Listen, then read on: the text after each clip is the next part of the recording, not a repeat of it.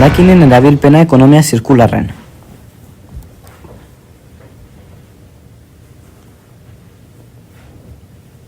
San Bizente kolegiko adibidea pisa. Zikloa hasten da komunetan, non pisa hilekoan odola eta gorotzak azpiko biltegi batean gordetzen dira. Hondakin organiko hauek erabiltzen dira Unuñako eta Biratuko baratze batzuetan zuzenean.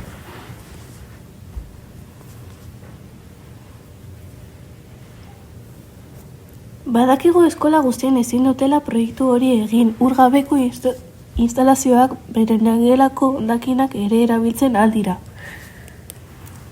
Kantinan ezarri ditzakete letrero batzuk indikatzeko nun eraman barazkien hondakin desberdinak, gero konpostan emateko, lantze eremuetara eramateko.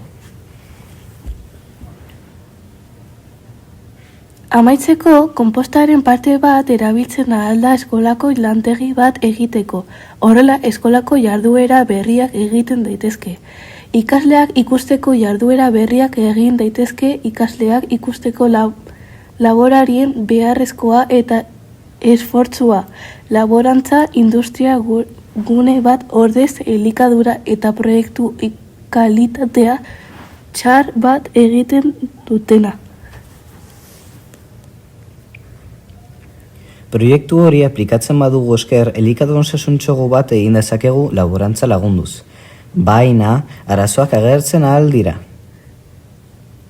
Normalki, kantinako proiektuen partez, dena ongi funtzionatu beharko du, baina komunen partetik nitrogeno kantitate beharrezko bat galtzen ahalko da, 3 testimonioen bitartez konklusio batera heldu dezakegi.